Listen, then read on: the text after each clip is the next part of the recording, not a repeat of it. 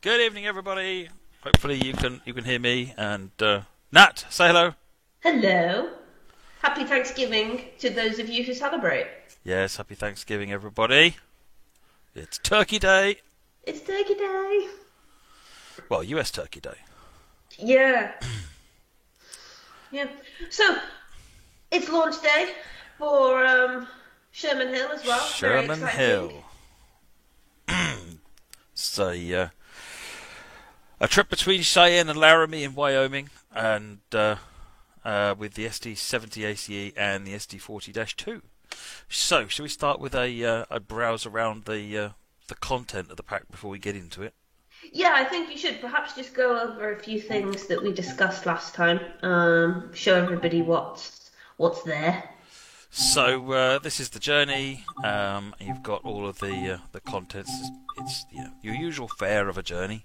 5 chapters on that one, and then if we come back here, go to explore training. You've got the route introduction, the ACE and the 40 introductions, and you've got this hill start training module, which is worth doing if you've not already familiarized yourself with how to do a hill start. This also covers transitioning to dynamic brake as well, because it kind of crests the top.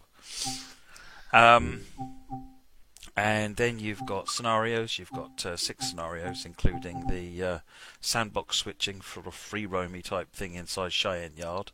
Magnet for Trouble, which is the spiritual successor to the Midnight Magnet in the TS1 version of Sherman Hill, and then some other scenarios featuring the various locos doing switching or mainline runs and so on and so forth. So a variety of things there. Timetable. Right. Now, tonight, are you going to try and complete a run successfully? Well, a complete run can take upwards of 2 hours, so I thought we'd do a bit of one and a bit of a different one, so we can try a different train. And it also means if I spad, it's planned. Yeah, I was gonna say that seems like a mighty smart way to get out of the spad if you have to. Exactly. I wasn't born yesterday, folks. I was trying this yesterday, and I tell you what, the long trains, you need to be careful with those brakes, because I ran out of my air, and I said, "Thanks, Ed, for outing me. Much appreciated." Yeah, 90 miles an hour into Cheyenne is well, it's not the way it's supposed to do it. Let's just say that didn't really work. We've got the SD40 here and the SD70 Ace. However, what you will notice if you own Cane Creek, it's the wrong SD40 by default. So Right. you will need to twist the change key and go for the one with the red stripe. The yellow stripe is the one that comes with Cane Creek. The red stripe is the new one. If you use the new one, you get the new horn. If you use the old one, you get obviously the old horn. Okay. So yeah, make sure that you use the one with a red stripe. But I'm not Now, going to do that today. are you gonna have a go driving it now? Well, we're going to do the SD70 first. Okay. We went as far as Hermosa from Cheyenne last time. So we are going to run from Laramie and head the other way and just see how far we get before we run out of Sure. time and want to switch to the other one. And then what we're going to do is do a scenario in the SD40, or service, sorry, where we will go between Cheyenne and Wycon with some tankers. Excellent. Right, let me plop a bit of cloud on and go for it. And the service I had picked out was about 1450 1450. ish. Be that one then, I guess. That's the one you've got written down. Laramie Yard. Tim Major was the one who did the concept for Midnight Magnet. There you go. Thanks, Derek. Now, before you get started setting everything up, there've been a few comments from people who have been struggling to actually get the train moving. Now, this is after doing the tutorials as well. So, can you do a bit of a walkthrough at human speed so everybody can sort of see what you're doing and explain what you're doing? Yeah, I'll talk it through as I go. Right, so we start in the cab, and the first thing I'm going to do is cut the brakes in and get them charging, because they'll take possibly as much as 10 minutes before the brakes are fully recharged on the entire train.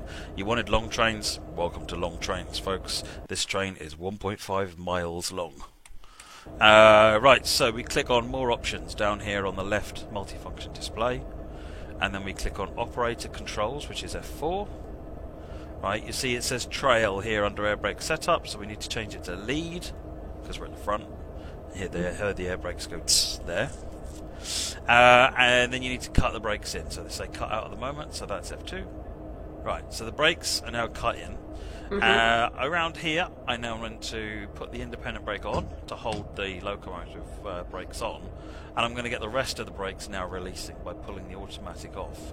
What you'll notice now is the EQ, the equalizing reservoir, is pumping up, and that's driving the brake pipe to get pumped up, and over time what we'll see is the rear start to see some brake pipe pressure as well, but that'll be in a couple of minutes time when we start to see that, and the brakes will actually release, I think, around about 70, low 70s, and the brake pipe across the length of the train. There you go, you can see the rear of the train has just seen some air, so that's got to pump up. So while that's pumping up, let's get on with the rest of the setup. Now you do need to wait for this to release.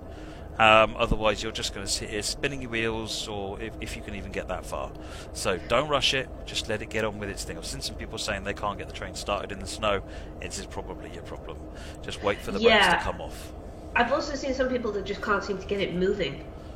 Yes, let me just pop the cameras off. There we go. So yeah, it's a similar problem. So the key thing is to wait for these brakes to come off. They take a while, because it's pumping up from nothing, so you're just going to have to wait for it.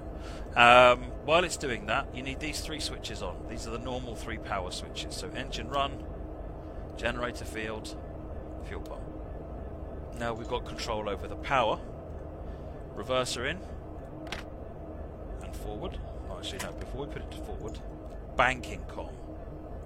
Turn it on. It's this button here, the one that says push to talk. Yeah. And then what will happen is the rear train, any locomotives on the rear, and I think there's one on the rear of this. Ooh, hello. Yeah. There's one on the rear of this train, so that will now start mimicking what we're doing, and we will need its power. Right. So put that onto the headlights there. This switch gives us number board lights on the front, and we are pretty much there now. You can see the front of the train. We're not too far from the 90 psi. That's where it needs to pump up to. The rear is up to 30, so it's getting there. The train is pumping its air up, but we need to wait a little bit longer. Otherwise than that, we are basically ready to go. We're just waiting for the brakes to be releasable now. So Dallasman said, I don't know why you guys wouldn't mention that in the tutorial about waiting for the brakes like that. So obviously we have been trying to improve the tutorials. Is this something that we can take on board for future? Yeah, we do need to. The tutorials haven't been as good as they need to be, and we need to get that sorted. So yes, we are going to be looking at improving tutorials going forwards. Someone's asked about seeing the nose compartment. So while we're waiting for the brakes to do their thing, we can pop out the front here.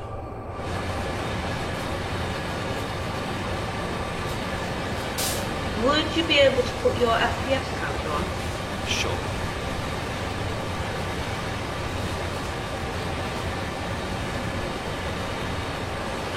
And Trainboy 100 is asking, Matt, can you do the safety systems? Are there safety systems? So there is an alerter. There is cab signalling, however. I've been trying to explore this cab signalling, as I said in the last stream, to show you how it works. And the short answer to that is apparently it doesn't work. Right. So that is being investigated and looked at tomorrow to find out why it doesn't work, and many other searching questions that need to be dealt with. So at the moment, this is not doing what it's supposed to do in either of the 2 trains. So we still need to. No. As it is broke on the loco, Senor Snort. It's broke on the loco. It should work.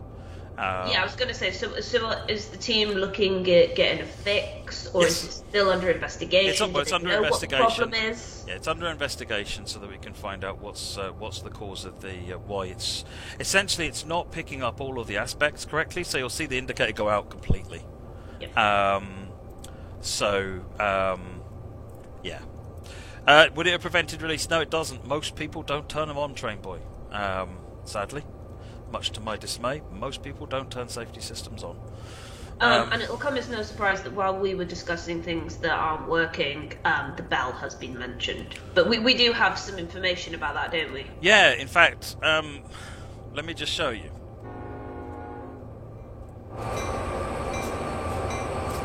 Right, so, as you can see, my bell is working fine. Yes. I have got the next release. So what actually happened here was that we investigated the bell, and I have no idea why, because I haven't really understood the technology or the description behind it. Yep. But apparently the fix to the bell was a core game fix. And that meant it's been the fix has been sat there queued up waiting for this release to come out, which meant now that that's out, this one is now ready to go. Hence why I've now got this. It's a core game fix, not a DLC. Yeah, it's something to do with the way that I'm okay. I'm going to make it up. I won't go any further because I am literally making it up. I didn't understand the explanation. Suffice to say, it is a core game fix, not a DLC fix, which meant you had to wait for this to go out so that we could then get this one into QA, which will be happening tomorrow morning. And if there are no problems, bear in mind, Beta Discord have got it already. This will hopefully go out tomorrow on Steam. So now I'm going to make this very clear. So the plan is to have it out tomorrow. Everybody can have a fixing on PC platforms. Bell tomorrow. On PC platforms. Consoles will take us a little bit longer to go through the release cycle. But again, we're trying to get this through as fast as possible. Now that the releases are out, so that'll be very shortly. We're not holding back. We're not holding back on this. I think this build literally has one fix in it, and it's the bell. So we are trying to get this one out to you as fast as possible. If the plan does change for any reason, I will make sure that everybody is kept informed. Sometimes the plan can change, can't it, Matt? Yeah. Someone asked for a review of the ditch lights. Yes, the ditch lights are on. I've got it on the bright plus aux setting, which is this one. You got off, dim, and bright aux lights. Just on the topic of the bell as well, because obviously you said it was connected to the core. What would have happened if you'd have updated the core that soon to something releasing? Well, if we tried to update the core, essentially the core game is kind of core to absolutely everything. If anything is wrong, the whole game doesn't work, basically. You know, this is not a DLC, so you'd know that if anything went wrong, you'd just break that DLC. If you make a mistake in the core game, everything stops working. So it's kind of, we're naturally very, very cautious about updating the core game. And with this one imminently in the queue, it was a kind of, well, we can't change the core game. This, I think it was 1 day ago we actually had the bug finally fixed as what was going on with it, because as you can imagine, all of the normal things we were looking at were fine. So it was set up correctly in the setup of the train. Why isn't it working? Eventually traced to this thing in the core, and it was kind of, no, we can't do that fix now. Who knows what breaks? So get this release out. Now we've got this in the queue. Get that tested tomorrow, and hopefully all will be good. I'm confident. Excellent. As I say, this is the build with the fixed bell.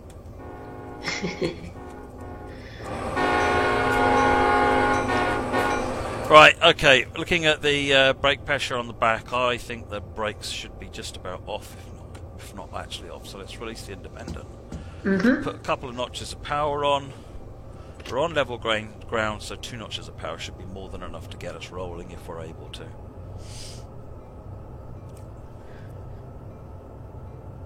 Hey, you're moving. That's it, we're running. Let's knock the bell off. Excellent. The service you're doing is not on console. Should be. What was that, sorry? Oh. I'll go and have a look. There's only one service missing on the console, and that was an SD40 service. Well, Pete Yan says, unfortunately, game dev is literally like a game of whack-a-mole. You squash one bug, another pops its head out. It's like that, there is a 99 bottles on the wall song about programming, which goes something like, 199 bottles on the wall, 99 bugs in the code, you fix one bug, turn around, 342 bugs on the wall. This is why you've got to be so careful.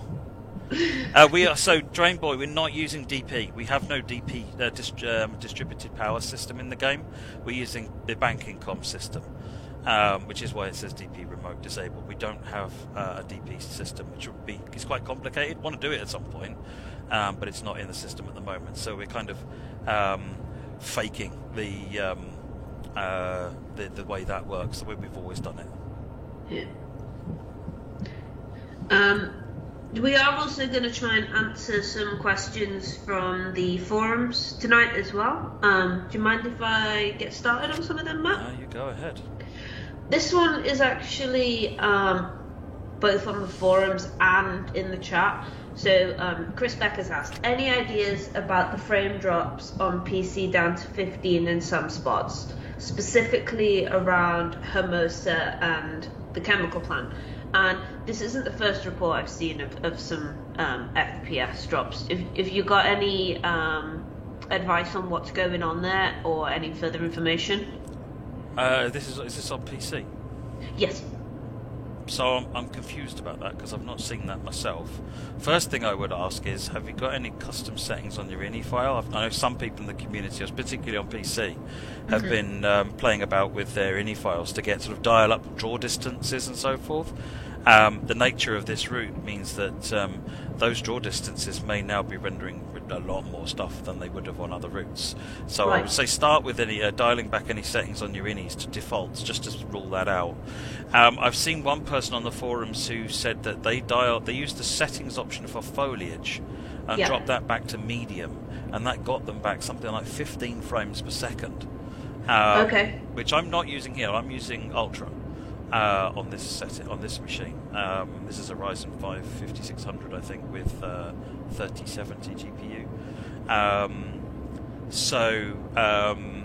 It's, and I've not seen any perf issues from the beta team, although they generally tend to run higher spec machines anyway.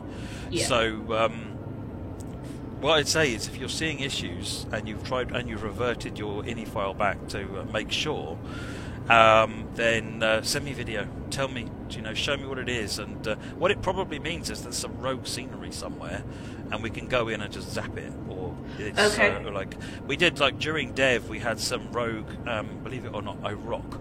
It was a rock, and if you looked at the rock, the frame rate went to 1 FPS. It's just, it could be How is that possible? Just something badly done about the rock, the material of the rock, which just made the whole thing become a challenge. So yeah, this is where, obviously, if that's the case, if there's something particular causing the issue, it's really important that you know where they are in the game, and you have as much. Yeah, get me a video showing reference. It, and pan the camera around in the video so that we can sort of see, because we are seeing it. Make sure you get the FPS counter on, obviously, and we can, we can take a look and find out what's going on. Yeah. Do the wheels go around? Hopefully. That's generally the idea, isn't it? Those ones are all going round. Those ones are all going round. That's the same train. You're going to check them all. I feel like they could be here a while. Let's check every wheel. No. Oh my gosh. No, they're all good.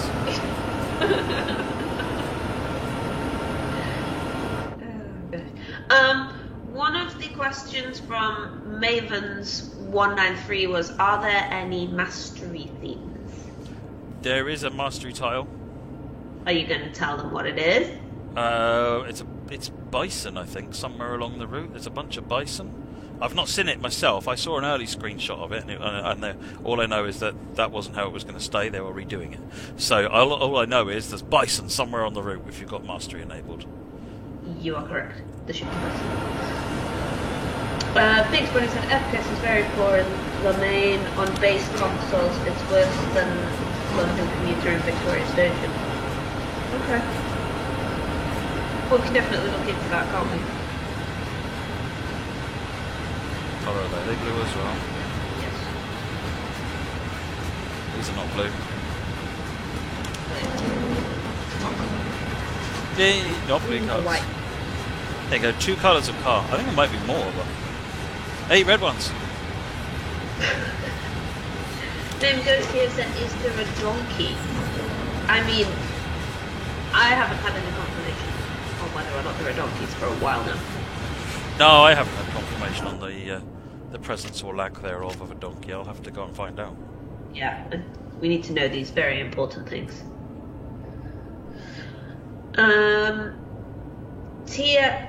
T Sergeant said, could you please show the railroad crossing barriers rising and lowering as the train passes? We'll try and remember to do that when we go near. There aren't tons of them on this route, so okay. I need to remember to do it when we get near one. I don't think that is one. Let me fly down there and have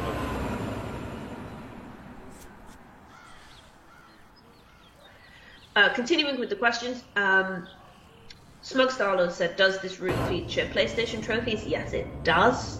Yeah. All of the trophies should be working, and if they're not, please let me know, because then I can nag the relevant people until they do work. So yeah, please let me know if you're having any difficulties with the trophies.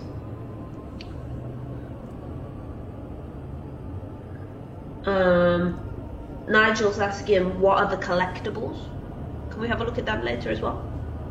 Yes, there's some quite interesting collectibles actually. I don't know if anyone knows what a jackalope is. Oh, that was a funny story. Jackalope? So jackalopes don't exist. They're bunnies with antlers, right? Yeah, they're bunnies with antlers, but they don't actually exist. Yeah. But in this area, there are loads of jackalope warning signs.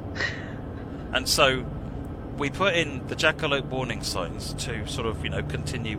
It's a joke. It's a joke for tourists. It's a joke the locals play on tourists, essentially. Hilarious. So we put the signs in, did the voiceover script, and my wife does the voiceover for this one, and she sent a message to our lead audio engineer and to the gameplay designer and to me saying, so I've just recorded everything, but you guys are aware jackalopes don't really exist, yeah? yeah, we know, it's part of the joke. So so we got the jackalope warning signs. You'll find along the way there are these little mounds with a red flag on them. Those are fossils, and so you can go and uncover the fossils. Oh, that's a collectible to uncover the fossil. Yep. Oh, that's cool. And I can't remember what the other two are. Oh, I like that.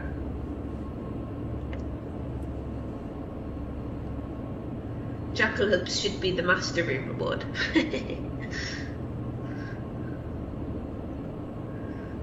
Route maps and posters. I don't think so, Train Boy. Maybe posters, but don't think so, actually. Oh, one of them is the snow fences. Oh. One of them is the snow fences, I think.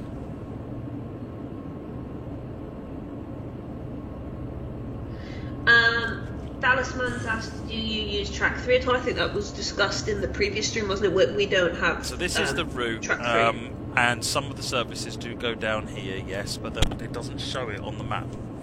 Right. So some of them do go down there. So there's like a 9:30 a.m. ethanol service from Cheyenne, which runs down this line, for example. I was running it last night, in fact. So there are a bunch of services, not as many. Most of them run this side because that's how it works in reality. But there's a few that run down this way in both directions. But obviously the rest of track 3, which comes off here at Dale Junction through Dale Cutting, and then up here up in here, just before Cheyenne here, comes down around this sort of area.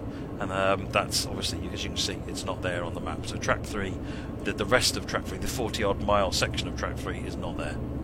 Yeah. But the northern bit is there and is used. Railfan Randall's asked, how do I fix the bell and stop it ringing? There'll be a fix coming out for that tomorrow. In the meantime, you can turn it off. So what you do is, let's say for example, so I've got the working version of it, so I'm going to turn it on, right? Let me go back up to the front. Right, so you're up the front here and you're saying, whoa, wow, it's really annoying, that bell. So press 3 and jump to the back. Yeah. Turn the bell off. Press 3, jump to the front. The bell will be off. Something about unloading the train and reloading it resets the bell to be the correct state. You can use that to turn the bell on or off. How odd. It's very odd. Oh, hang on. This was a haunted house. Were you supposed to be showing a crossing and you really did? No, it's too busy talking about bells. We are now stuck here at this crossing for 1.5 miles worth of train. You almost said 100 miles. Feels like 100 miles. Well, while we're waiting, shall we go ahead and answer some questions from the board? Yep. Yeah. I mean, can you think of a better time? Are there any new layers introduced yet? That's from Finn. Are there any new layers? No, we've got no plans for layers at this time. That was a very easy answer. Will the headlights be improved for American locomotives? That's from Scott N. It's something we want to do, but there's a wider problem with the overall lighting in the game that needs to be looked at as well, so that we can get that working effectively. Something we want to do, not something I can give you any kind of timescale on. Yeah, the game is loud because we're outside. Let me go into audio here and zap the audio down until we're back in the cab again. Hopefully that's better. Step lights on by default is intentional, Triple J. That we've been advised very strongly that they would always be just always be on. So we've left them on. You can turn them off. The switch works. Okay. But we've been advised very strongly that they should always be on. So we left them on. They are now they are a bit prominent. They're a bit in your face more than they should be. But yeah. Challenger 3985 asked, what's with Cheyenne Yard having the UP steam buildings missing? Why don't you hang tight? We will be doing some Cheyenne Yard, and you will find out that it is all there. That was an unfinished preview that you'll see. I'm very good at ruining things before you get time to show them. Have you noticed But the question's there, we should answer it, and if the person's there and hasn't got time to wait until we get there, they now have their answer. That's so Cheyenne steam buildings. That there are many more buildings actually there than there were before. And the other thing I will spoil now because I don't remember. I don't know if I'll remember when we get there. The UP control tower. You can climb up the steps. You can't go into it, but you can climb up the steps, which provides an interesting perspective. Trainboy said step lights are always on because if you're trying to board a train at a yard at night, you need the lights on before you go on. I mean, that kind of makes sense, really. Ooh, are they going to lift? Is it going to lift? Hope so. Do it. It lifted. It lifted. Oh, I'm very happy now. That was great.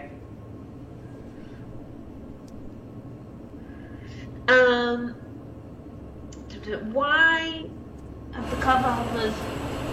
the cover hoppers unbranded instead of having the UP logo on them? That's another question from Challenger.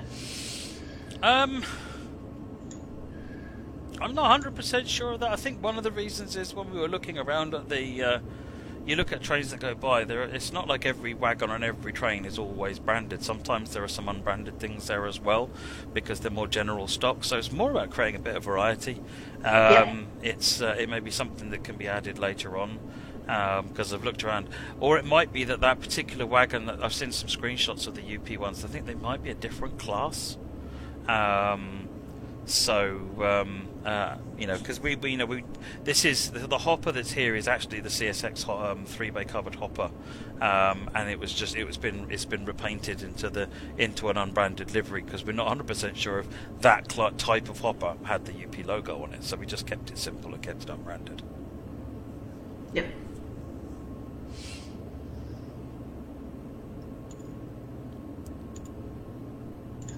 Alrighty.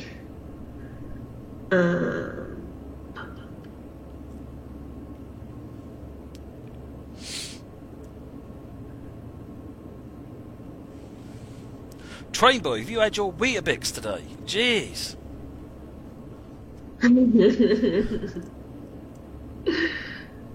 No wagons on use. Oh, here we go. Freight cars, I do apologise.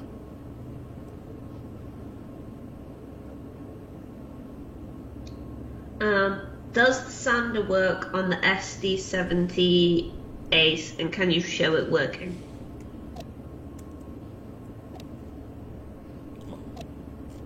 I mean, There's a sander icon, and yeah. so that's as guess as much. I haven't got. It's not really probably got the adhesion for it for. So I can't necessarily demonstrate it working at this point, but I can show you it in theory working. Given that it's a nice sunny day and you don't really need sand. I was going to say I can't imagine there's much need for it right now. Someone, by the way, one of your questions is about whistleboards, and while we're here, whistleboard. Do I need to ask the question if you've already answered it? You can go ahead, but I thought since we were going past a whistleboard, I could probably just show you a whistleboard rather than just say, yes, there's whistleboards. Also, does the route have whistleboard signs before Is level that a crossings? don't whistle sound? Yeah, but I think pretty much X's are don't whistle signs, actually, yeah.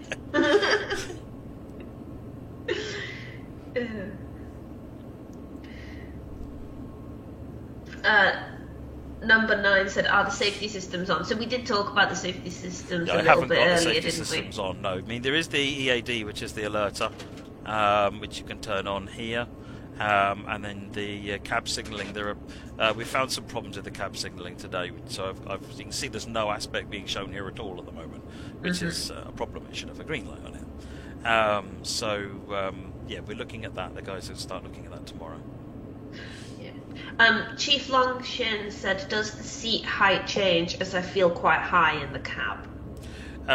We haven't changed it, but we are going to look at it. We've been looking at the lot of feedback, and the camera height is something people have been quite busy talking about, and it's easy for us to move it down, so we'll go ahead and do that. I mean, we haven't what we did, the way that we placed the camera actually is that we placed the driver on the seat, and then we put the camera where the eye line of the driver is, but it appears to have just been a bit high. It's not that high. It just needs to come down a little bit.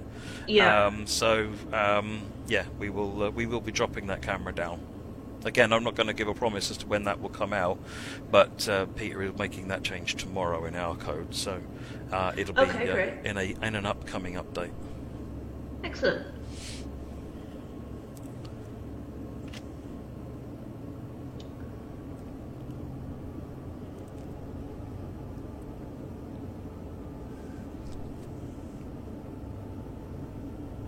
I've got a bit of a toughie, actually, as far as questions are concerned. You ready for it? I'll take it. Go for it. Okay. So what testing has been done to stop bugs that make routes unplayable, such as Dresden and London? And this is from Morph147. So that's quite a big question. Yeah, and it's really difficult. Part of the problem is the complexity of the game. But so we've done internal testing with our 10 or so, 20, 15, I think it's 15 QA testers. We've done external testing with 2 different testing agencies. We've got the beta forum. We've been busily playing the route quite a lot since they started having access to it. And I don't think we've had any problems with red light stoppages. But it's a complex product, so if you find a way to make it break, let us know, so that we can get it looked into. But certainly we're not seeing any problems. I am seeing some problems coming up on the forums since release, which are talking about either FPS issues or on consoles. A couple of them, some reports of some crashing. So what we need is as much information as possible as to how you're doing that, because we've not been seeing the crashing, which is slightly concerning. Now, obviously, I think we've talked about bugs and crashing and issues with the game before, but the severity of things, we try to fix the most impactful things first, right? So, like, if someone's game is crashing, that's very much we want to fix that as soon as possible. Whereas if there was something that was perhaps trying to think of an example of something that was not necessarily completely accurate. Although we would like to fix it, it's not going to be a priority to fix something like that. No, I mean, we always prioritise what we're doing. So we talked about this actually in a stream with Sam, where we talked about the A, B's and C priorities of bugs. Yeah. Priority is the wrong word. They're really more of a severity.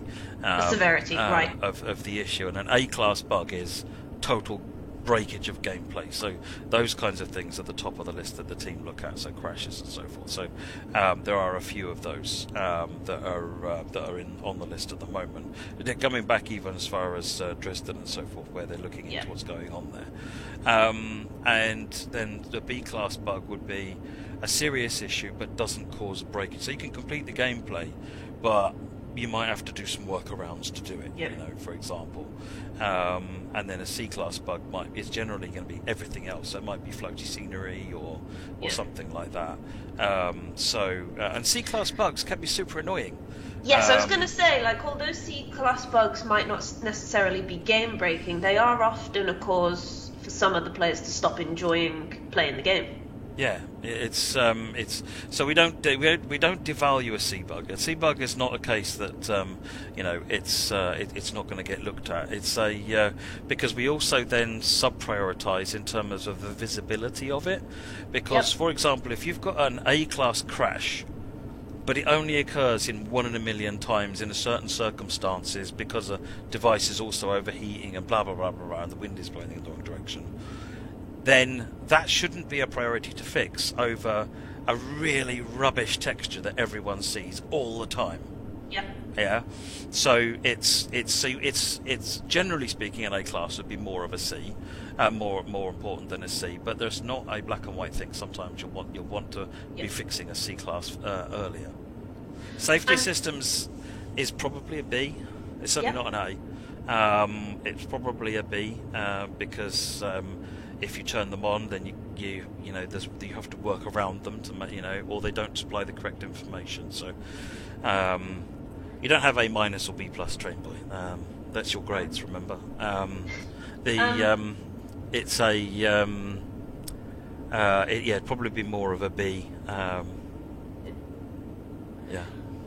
And Patrick A350's asked or said, you talk about priorities.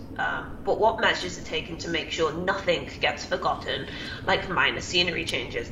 Now, the way that's worded, it makes it sound a bit like we're going to be able to one day create the perfect game without any issues at all. Are we ever going to achieve that? Well, no. The nature of software is that there are too many moving parts in software to have. There are statistical numbers that are industry, not even games industry, but the whole software industry standard about bugs per 1,000 lines of code and so forth. And this is an incredibly complex piece of software. However, if the question is, will we ever? Jokes on you! I got scenes. Oh dear. If it's are we going to forget any of these issues that get raised? The answer is no, because every single issue that gets raised goes into our Jira ticketing system. Yep. And it stays in there. Now, if realistically we look at a ticket and we're like, we're just never going to get to that, then it gets either futured or it gets what we call minored. Because it might be that actually the risk of fixing that you'd fix sometimes you can get a bug where you'd fix that small bug and it would require retesting the entire product. And maybe it's just like, well, is the bug that serious? And it might not be. Particularly, it's something a QA team found, but not a single player has ever reported it. So ones that come from players are generally elevated because you're clearly experiencing that problem over and above what the QA team might have found. So we'll generally look at those with a different air view than we would from the ones that QA have found. But obviously pre-release we can only go by what the QA and the beta team find, so we look through that stuff. And there's a lot going on, but this Jira system, there are tens of thousands of issues recorded in there, many of which, most of which are fixed or closed, and we don't remove it until we've decided what's going to happen to it. But to be honest, even then it never gets removed. It stays there, and we can always search it and go, okay, that was that bug that was da-da-da. So we've got a complete historical record from day one of TSW. And then, I guess, finally, on the topic of bugs, while we're on this topic, sometimes I think when the update notes come out, it can be a bit disappointing if an update somebody's looking forward to isn't on there. And I believe that, there are a couple of issues. Let's use the PlayStation 5 add-ons one as an example. That they take quite a long time to resolve, don't they? You know about problems, and the community can keep mentioning these problems, but some of them are just a matter of, it's going to take a while for us to fix this. Yeah, there is an engineer working on the on that particular issue. As of well, not right now. He's obviously gone home. Well, not gone home, but he's locked out. He was working on it today. He was working on it yesterday. So somebody is working on that issue, and these things are not 5-minute fixes. And is this the case with other things as well that are perhaps really impactful issues? Like, let's say the crashing on London Commuter. Is it the case where somebody is trying to fix it? It's just taking a bit of time. Yes, but there's a queue of issues, and obviously not a large number of people who can look at them all. But we've got one particular person who's very, very good at pinning down what are actually complex issues. These crashes are generally not as simple as, it crashed on line 43, let's go and fix line 43. It's almost never anything like that. It's normally a combination of things accumulating together. And, if you were to say, it crashed at this point in the route, let's just jump to that point in the route, and it never crashes. And it's because of everything you've done previously that ends up, which can then make it time consuming, that each reproduction of a problem might take an hour's worth of driving to get there, so that you build up the same usage of memory the entire way. Now, we've got one or two people who are exceptionally good at figuring these things out, and they just work through that list of issues that's going on there, so that we can work out what's going on, and then they provide a recommendation for, what's going on here is we need to tone down the amount of memory be used by such and such, or we need to optimize this bit, or actually that was a code bug, there's a fix been submitted, whatever those are. Sometimes we have corrupted models or something, and it's the corrupted model that's doing it. Yeah. Excellent. Now, we went into a bit of a segue there. Should we get back onto the Sherman Hill stuff and answer some of those forum questions? Yeah? Go for it. So, let's have a look. Are all mainline trains 100 cars, or will it vary? I think many of them are 100 cars. There are some smaller. I think the coal trains are generally a little smaller. But I can't remember off the top of my head what the formations are. There's a lot of 100-car trains, though. It's probably too uniform, if I'm honest. But yeah, there's a lot of it's 100-car trains. This one is 84, so it's an 80-car train because there's 4 locos. And on the topic of the wagons and stuff, will we get trains shortened to 50 wagons on Xbox One and PlayStation 4? So it's actually 40. 40. So on the Gen 8 consoles, they run a separate version of the timetable, and they're running down at a maximum of 40 wagons. There's some variations in there, but it's down at a maximum of 40. And the amount of power has been reduced a bit as well, so you're still requiring... It still feels like you're driving, you won't be running up all the hills in Notch 1, for example. Mm-hmm. Trainboy, the route abbreviation for Sherman Hill, makes me smile every time I say it. It's SMH. Why does that make you smile? Shaking my head. Oh no.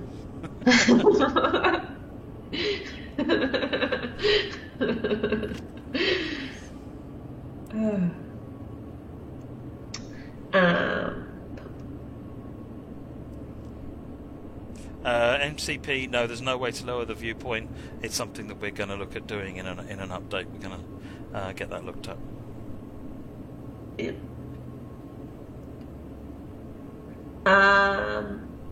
has the speed display sign been fixed since the last preview stream?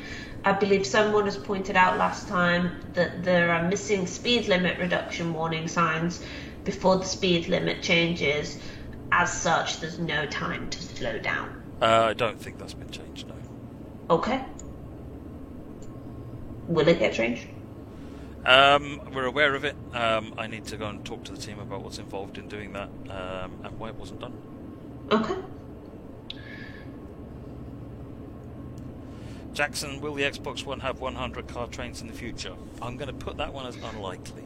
You just don't have enough CPU power to run the SimiGraph. It runs SimiGraph simulation across every single vehicle, it falls off. The frame rate falls off exponentially beyond about 50 wagons. In fact, beyond about 40, it starts falling off quite rapidly, and sort of 50 is tolerable, barely. And below more than 50, it starts, gets into low single figures very quickly. So no, the Xbox One just does not have the CPU. MSA's asked, what other locos are on Sherman Hill? So there's this one, the SD70 ACE, and then there is the other one, which is the SD40-2. Okay.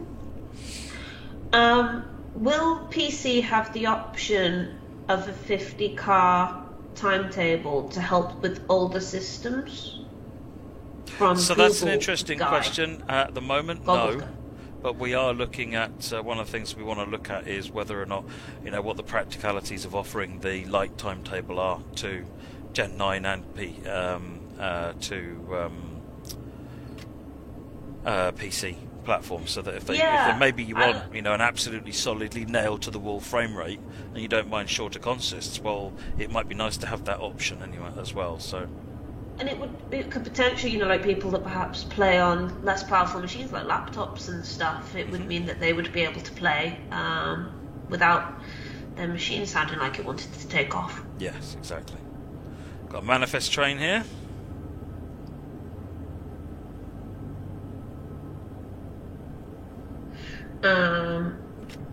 Spurs Reading said, good evening everyone, is there new wagons that come with this route?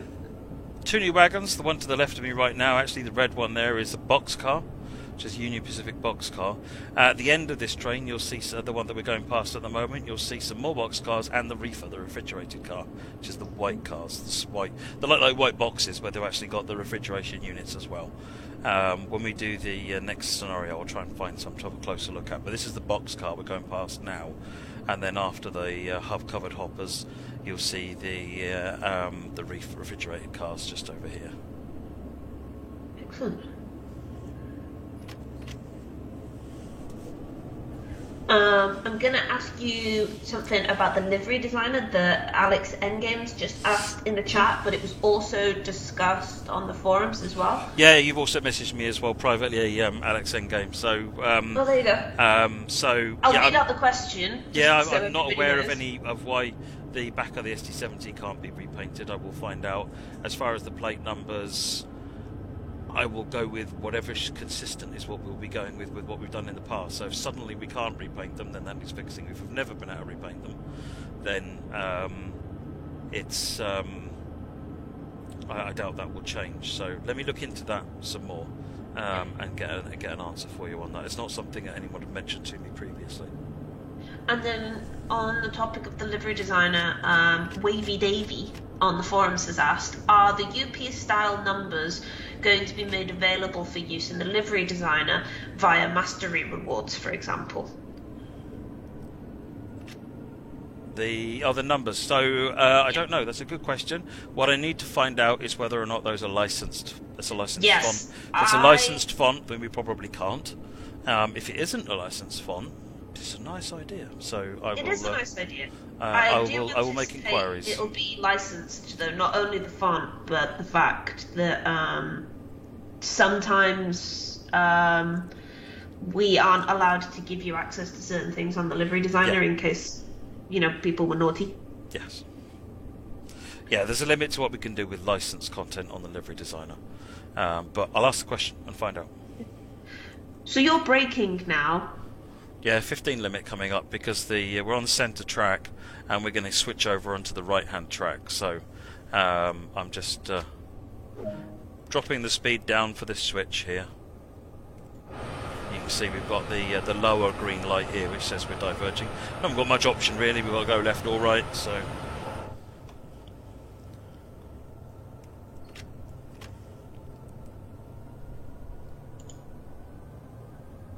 Which track has the highest speed? I don't know off the top of my head, Crazy Dash.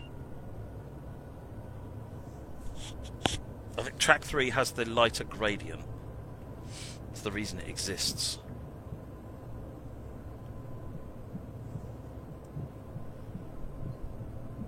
But just to be clear, this track 3 doesn't exist in our route. Yeah. This track 3 does. But I'm not sure what the difference is in terms of speeds and gradients at that point.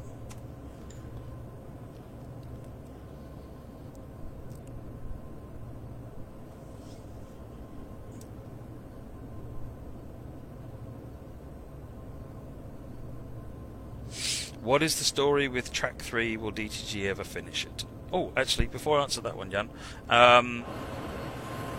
Yes. Red flag. This is a collectible for a fossil.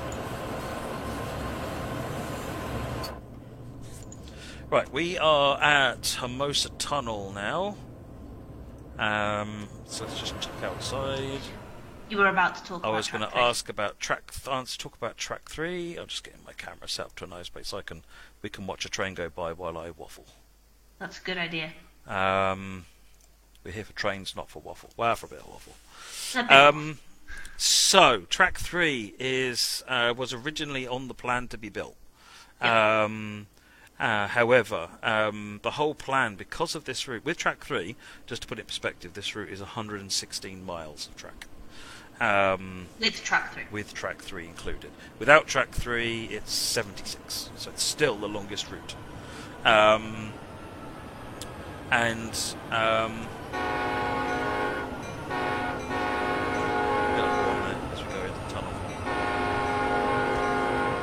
You're like talk. Ooh, shiny. Ooh, shiny. And Liam just said, "Can you do the horn as it comes by?" So there you go. Right. Okay. Back on to really important thing. Ooh, back onto track 3. Shiny.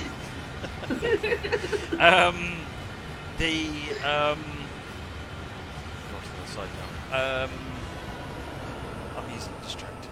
Yes. Apologies. I'll get my act together in a minute.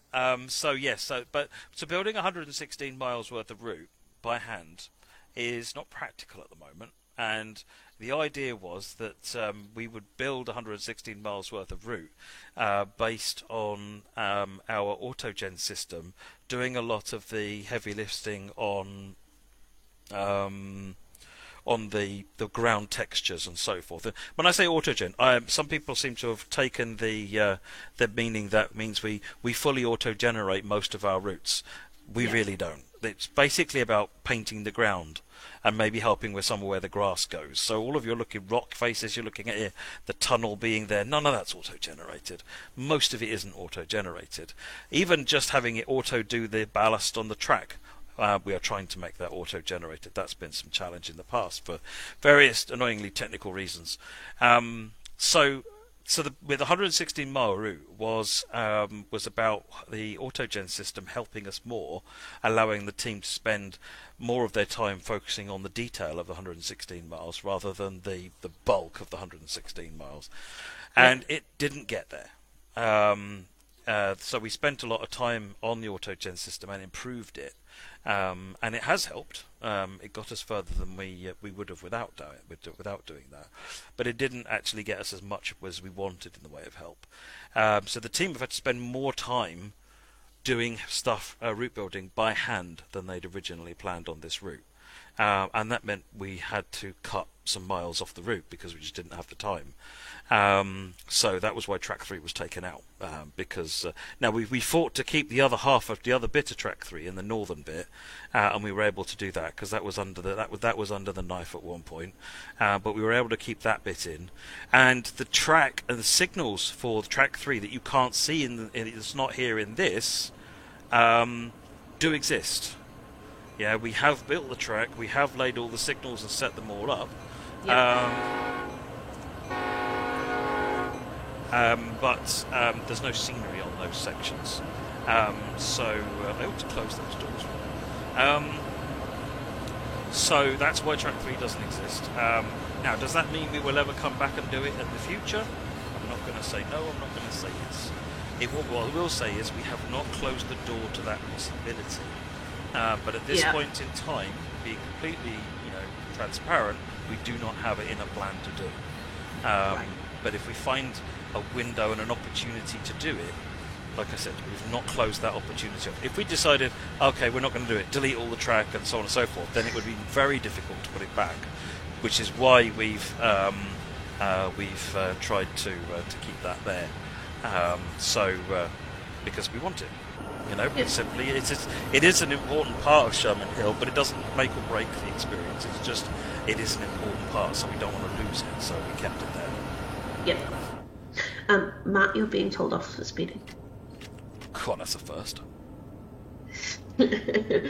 John Spikes has said, Bell doesn't work. That is correct. That is correct. Currently it doesn't work, but it will be working soon, won't it? We are hoping that the PC versions will get updated tomorrow with a fix for the Bell. Console will be a bit behind that. We're not sure when, possibly next week, but I'm not going to promise that right now. Console update schedules are a little bit weird at the moment with it coming up to Christmas. But we are going to try and get that out as quickly as we can.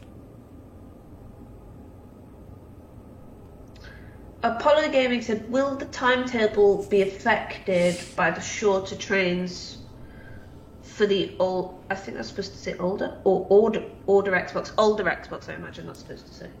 If you mean by is it affected, yes, you'll find it's got, if you compare the two side by side, they haven't got the same start times on services, it's recalculated. Yeah. So you'll find services quicker, shockingly, with 30 wagon trains instead of 100. It made it, and it actually made a challenge for when we were trying to create the other version of the timetable. It hasn't just literally been a case of take the big timetable, chop all the wagons, boom, job done. It was chop all the wagons and then resim and reset everything up again. So it was. But yes, it does. It is a different. It's the same fundamental timetable, but it's got differences in how it plays. Yeah. We haven't got any consists diddly with DPs in the middle. I need to find out actually whether or not our banking com system supports middle locos. If it does, then it's something we can look at in the future. But at the moment, I only know for certain it works with trailers. Mm-hmm. Were there any plans for a third locomotive? No. No, we always planned this one. To be with the SD70 ACE, and we looked at various options for the SD40 to go in there, and the team were the most comfortable they could deliver was the SD40-2. Obviously, modern times, the SD40-2s have all been rebuilt into SD40Ns, but we did the best we could to make an SD40-2 based out of what we had. Yeah.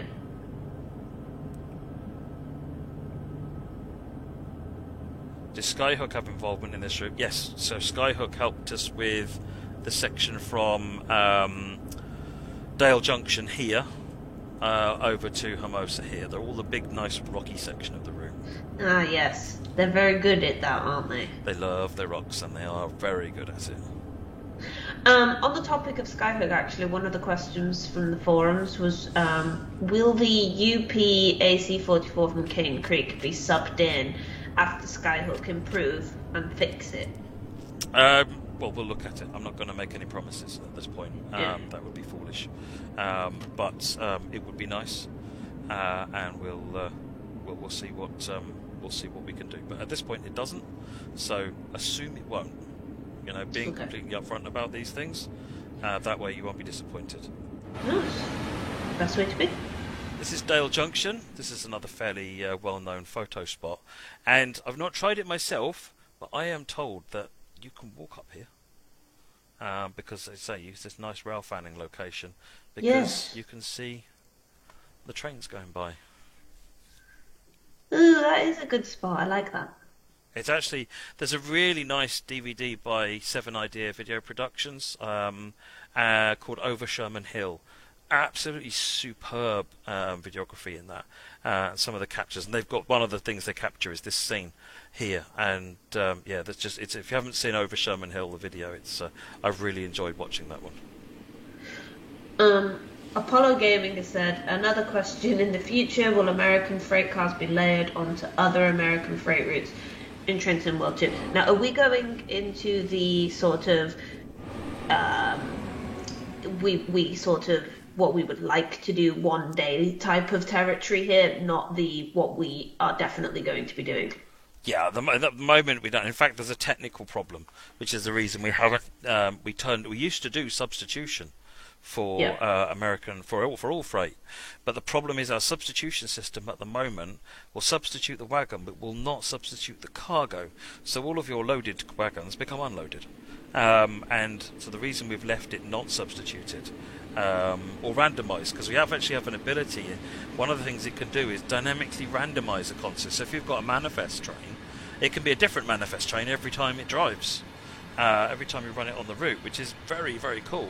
But again, it wipes all the cargo. It wasn't built with cargo in mind, for various reasons, I don't know why. And because I think possibly at the time it was built, cargo had no impact on the weight of the train.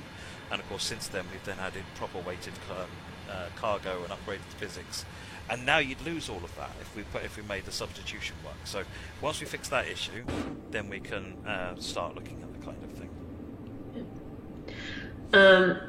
Shining Star said, would you fix the key DLC scenario if the train spawned in the wrong place, had the wrong instructions, and if the scenario could not be completed? Would that be an A grade bug? Now, the way it's worded sounds very leading. It does sound very leading, doesn't it? But the straightforward answer to that is yes, that sounds like an A bug. Where are you seeing it? Yeah. Give us the detail.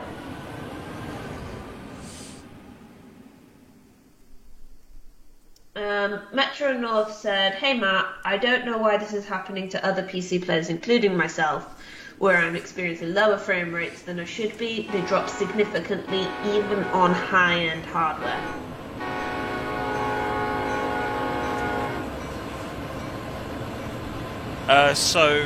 One of the things that I would say there is, if you're on PC, have you changed your engine.ini? A lot of people have changed their engine.ini to dial-up settings to actually, frankly, ridiculous levels, I'll be honest. Trying to dial out their view distances to 100 miles, things like that. And one person had their foliage log distance up to 5 times normal. There's quite a lot of grass on this route. You know, this is the open plains. There is nothing here except grass. Okay, there's rocks here, but there's lots of grass.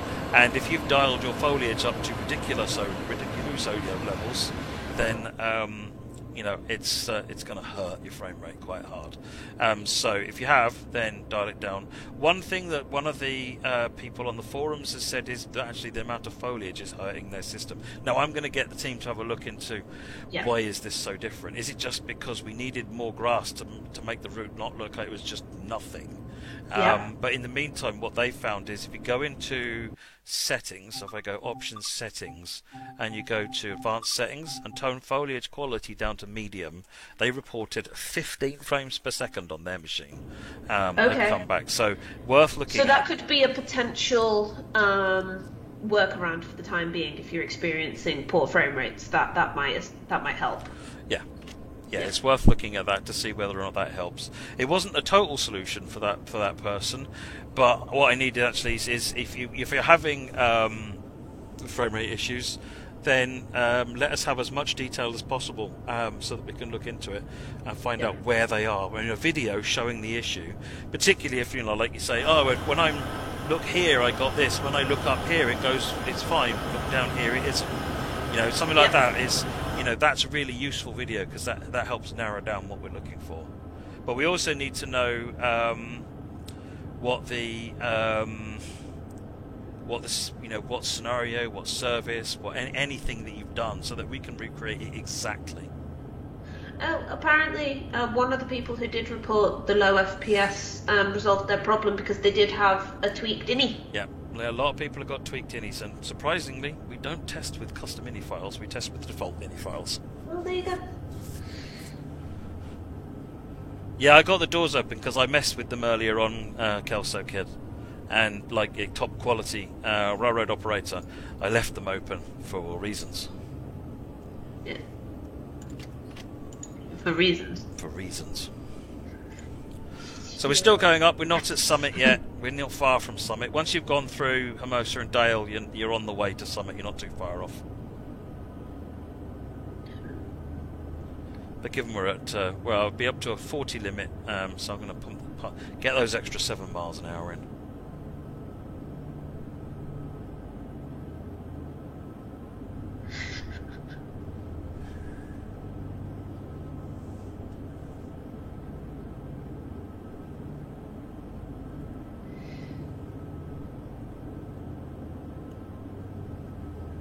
Thanks for the detailed information, Shining Star, with the problem you're experiencing. I believe that particular scenario is actually already on the radar, but I will add your comment to it as well.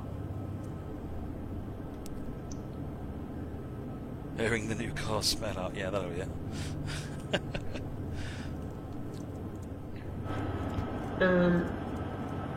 Can we open the cab window to hear the thrash? Just did.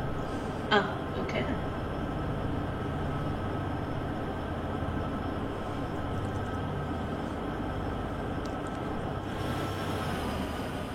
Train Boy said, Matt, I'm surprised none of the cars are pink. Well, you know, if it had been down to me, I mean, you know, at least they're not all white. Full credit to the team. They were all white in previous versions of the Autorax, so.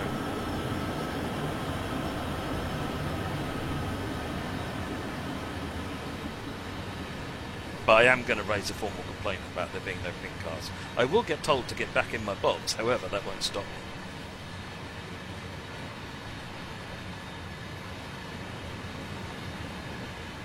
me. Marine Raptor said, will it be easy now to model an SD70 Ace nose light? It's easier than starting from scratch, yeah, totally. But I don't know what else changes with that. Normally there's more than one thing changed. So there are three generations of SDACE. This is the first generation. The second generation have got a more insulated cab. So there's like bolts and things. You can see going like this all bolted around here, so you can see what's going on. So that'd be the second gen. A third generation, I think, is the Tier 4s, which are totally different. And obviously you've got the ones with the nose lights on, and I'm sure there are other variations as well. So it's something that would need someone to go in and research properly. Yeah, absolutely.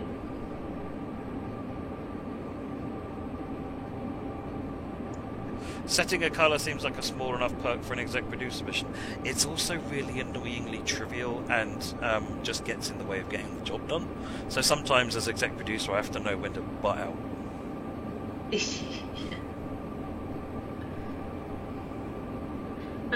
Crucible said, what is the purpose of that light that shines down on the centre of the lead bogie? This one, oh hang on, this camera. So this one here, this is the step light and bogie light. This is the, it's switched on and off with that, I think? No, that one. Platform and step lights. And it's defaulted. Is that what we were talking about earlier? Yeah, the one that's always on. This is always on, so that, you know, we were advised that, because historically they've always been off in the game, and we were advised that in reality they're always on. Now, if you were as an engineer, you want to turn it off because you're in the engine, you don't need it anymore. But then you'd have to remember to turn it on again before you left, because if it's imagine if it's in a yard and it's dark, it's no use to you having a light on there. It's turned off. P-Jan said the bogie light is called the ground light. The one on the step is called the step light. There you go. You've just been schooled. I'm always getting schooled by somebody. Do I know if we have horn 1 or 2? I've no idea. They don't sound that different, Liam, to be honest.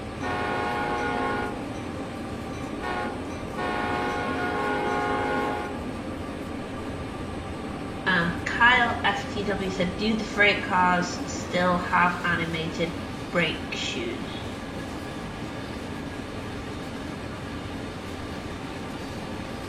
Go. Well, that's a bit fancy.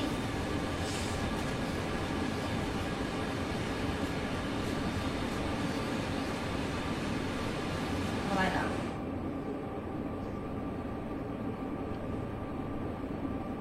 Did you model the engine compartment for the SD70? No. Right, where are we? We're coming up there. Will you guys add real-time arrival clock times to all stations? You mean like an expected arrival time? Assuming No so. plans to do that at the minute, but that would be quite cool. See, this is what you want when you've got long freight trains, is S-bends. There's something very cool about American trains and S-bends.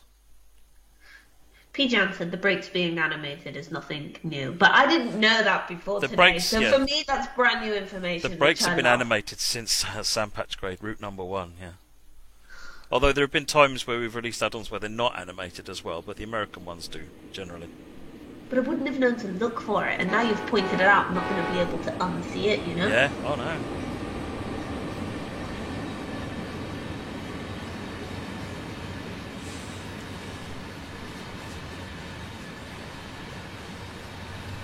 Yeah, the bell isn't animated on this one, is it? Nope. I believe actually that's something that the setup guy has already been looked at, actually in his own time, because he noticed it hadn't been done.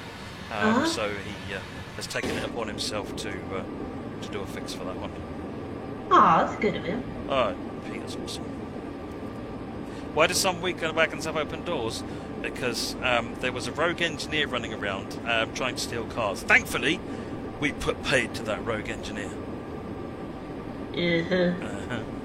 Does anyone believe me? Did I sell that? Yeah, that was really convincing. The actual answer is people wanted to know if there were cars in there, and they've gone. Who stole the cars?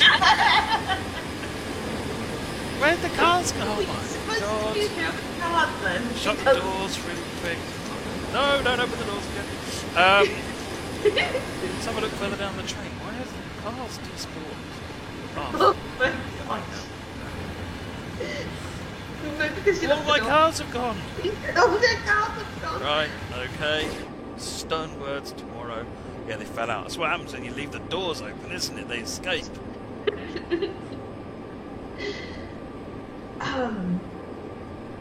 Yeah, we should probably look into that. Yeah, totally. This is a cool detail, by the way. This bit of the route, we saw this actually on the last string, because we're now in overlap section. So we'll switch to the SD40 in a minute. But this, where you'll see like there's missing bits of track and so forth, this is where the middle track's been removed, which is completely realistic. Oh yeah, I remember that. There's a one part where it looks like someone's done half a job on the track lane. Yeah, it's the other. So there was a middle track all the way down here. Yeah. And you'll find as we go down here, there's a There it wonky siding here, which is real. They've got the rest of the middle track that hasn't been lifted yet. And as we go a bit further down, a couple more bits of wasted of old track along the side. And then as we get just down here, you'll see the bit that everyone's like, "Oh, why did you miss that out?" Yeah, I know, because I that's said it. exactly that. I said, Rob, why are you missing bits of track out? To which he said, Matt, because it's not there in reality. Okay, fair enough.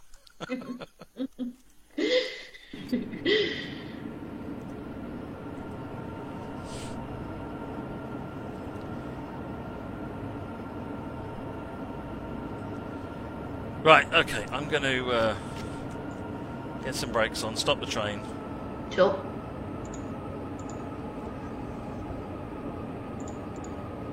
Just need an R600 track back indeed, Crucible.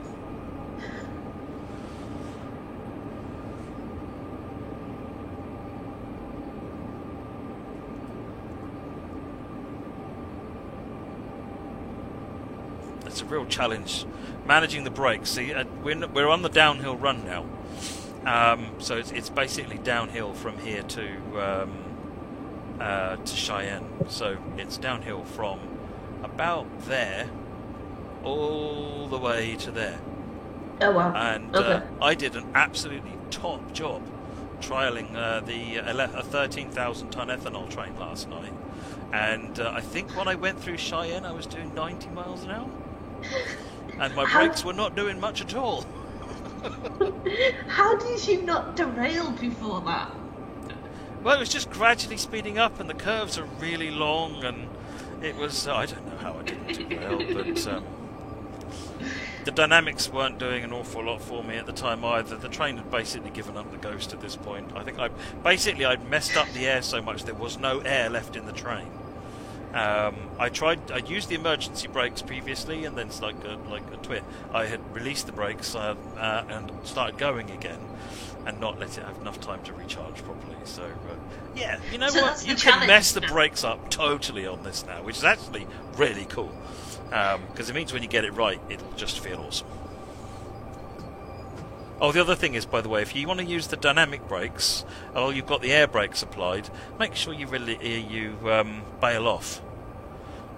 It's Cheyenne, is it? Okay. If you bail off the loco brake, you'll see that the dynamics start piling up. It's auto set so that it won't bring... if I now apply the loco brake, you'll see the dynamic brakes peel back off again, because you shouldn't have both of them applied.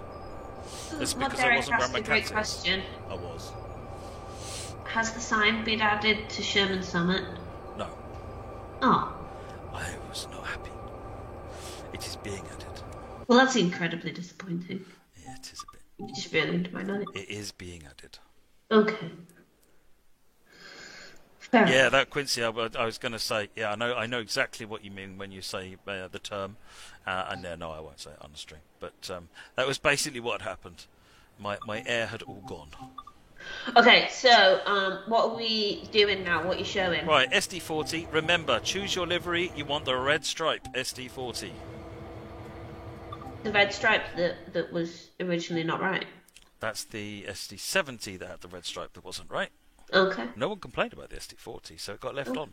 So I don't know if that's right or not, but certainly the Well, SD... look, you've done this one before. Yeah, I did this. This is one I was doing last night. This is why I'm doing it again, because I quite enjoyed it. How the heck did you get a gold medal if you're doing 90 miles an hour? That was a different one. That I didn't finish because bad things. Yeah, fair enough. Right, this is the new one. You can tell, because it's got this airflow indicator gauge, which doesn't do anything. It's got the gauge. And... the new horn. Right, okay, so let me do this slowly. Sorry, I'll do this slowly. First thing you need is to do the 3 switches. The engine run, the generator field, and the control of fuel pump. These are what enable control of the engine. Let's put some headlights on. Let's put the reverser handle in. And since I think there's only us and a few cars on this one, there's no need for banking comms, so we won't bother. Put it in forward. And now I want to come over here to the cut-off valve. If you have trouble releasing the brakes, this is probably what's wrong. The cut-off valve needs to be in freight, and the MU2A valve needs to be in lead. You hear the brakes doing their thing? Right, now if I release that, you'll see. Wait, what did you just put that one in? I've just released it. Can it go in any other position? Like 0 to 100% essentially. Okay. So I put it all the way into release. So you can now see that the red line here is coming off. Yeah. This is the brake cylinder. Brake cylinder tells you how much braking force is being applied to the wheel. So this is, regardless of all of the other magic that happens to the braking system, this red one is actually what you're doing to the wheels to make them go slower. Uh-huh. So as this comes off, we'll be able to start. In fact, you'll just see it rolling because we're on a slight gradient. So if I just leave it, what you'll see is that as the brakes come off across the train, we'll just start rolling down the hill. Gauge lights are here. There you go, we're rolling. Oh, you're right. Now, before you started explaining, you said slowly, and it's because whenever we ask Matt to demonstrate something, all of his instructions, usually they're in bold or capital letters, and they say, do it slowly. Right, I'm going to put a bit of power on so we can get forward. I'm going to press the 9 key. Now, when you're doing anything like this, what you want to do is just use the blue line here. I press number 9 to get to this, or on the console, you want to press the whole touchpad on PS5, or press the square button, I think it is, on the Xbox.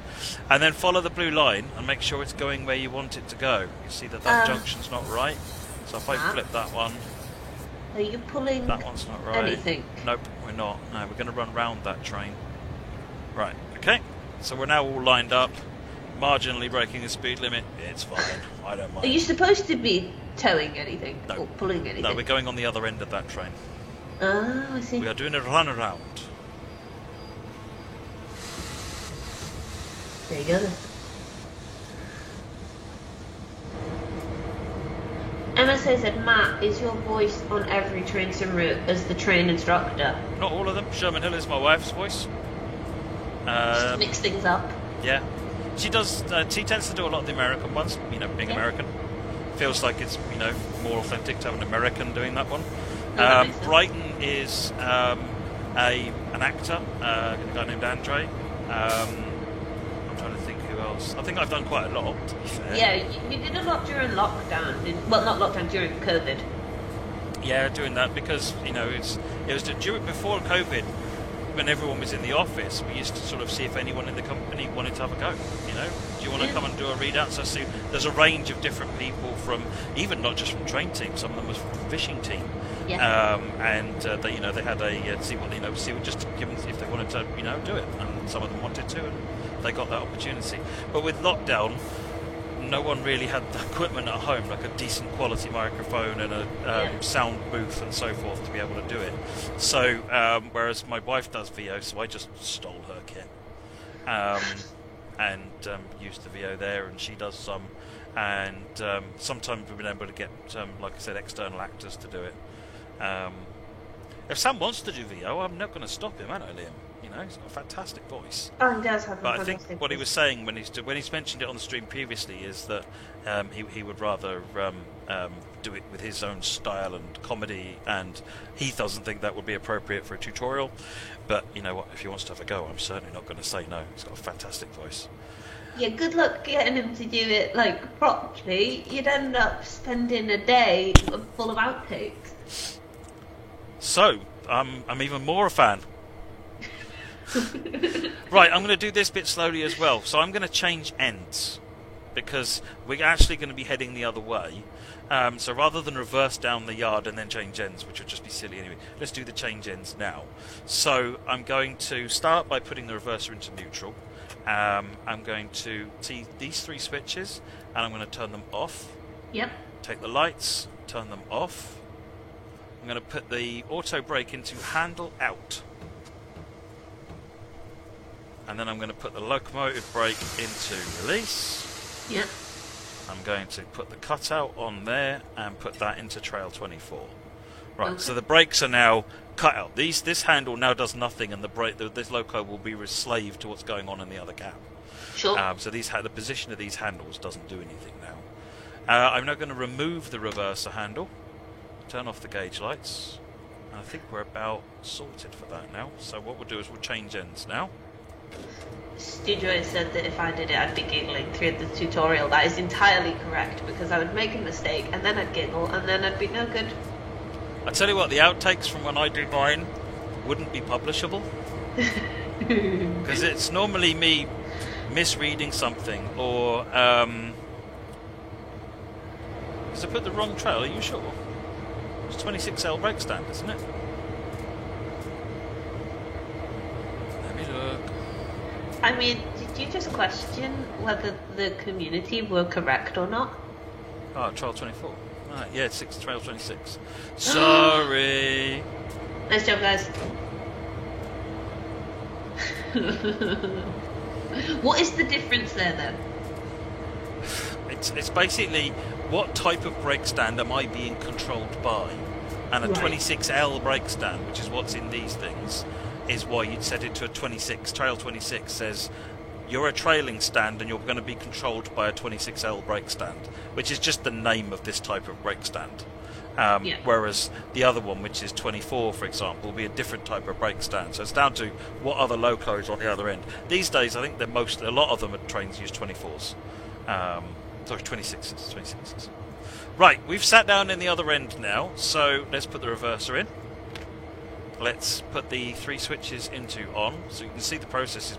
Do this, get used to it, because once you get the hang of it, it becomes really quick and really easy. Brights onto the light, put the reverser in forward. Brakes to freight, and MU2A to lead or dead. Then release the brake, and prove that you're just getting the this stuff correct, which we're not. Right, dead. Have you forgotten a step? I've forgotten a step somewhere because oh no, here we go. Brake pipe is coming up again now. Oh, I know why. Because the equalising reservoir, it was matching the equalising reservoir, so it's fine. You just need patience, which I don't do. Now it's working, so it just needed to build up to match the equalising reservoir, and now it's come up. The red needle is coming down, and we're good to go. So you've actually just demonstrated right there why it can be confusing for the players when they're trying to figure this out. Yeah, it's something you get used to, but read the dials, read the needles, it's all there. Right, so again, I'm using the 9 key, following the blue line, and I'm just, when you hover over a junction, it changes colour, so you can see what it's going to. So I'm going to change that junction there. Liam Menzies asks, does the 24 allow you to be coupled to a different locomotive? It would be a different type of loco. I'm not sure what has a 24 stand on it, but yeah, that would be it. And I think the reason it says 4 or 24 is because, is it 4 or 24? Or I can't remember what it is, but the reason one of them says X or Y is because they're compatible, essentially. Right.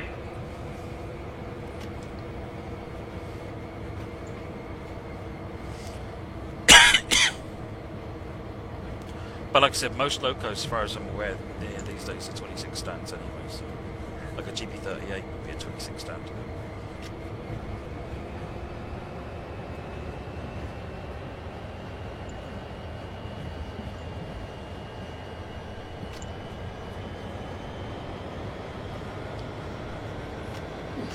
Alright, what we're going to do now is roll all the way down this road. All the way down. To the other side. Yep. Martin Alonzi said, any news about reworking the map? I assume you're talking about like having the names and stuff on more the map, on here. Right? Don't have any news, still something we want to do, but I don't have any news. How do you mean bad switch, yeah?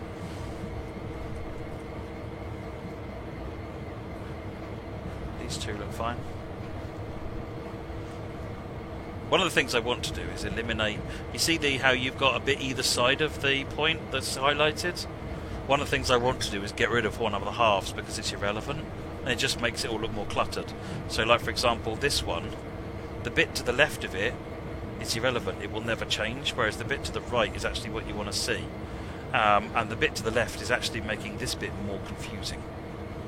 Yeah, so one of the things I want to do is clear that up a bit, make that easier to read. There are no layers on this route, Jacob. No, we've got no plans to add layers at this time, but we'll let you know if that changes. MSA said, Matt, would you rather drive a Class 150 or a Class 387? I have no idea. But you must choose. I want to drive both. But you must choose. You can only pick one. Well, in that case, I'm going to pick the 150 just to wind Joe up. Okay.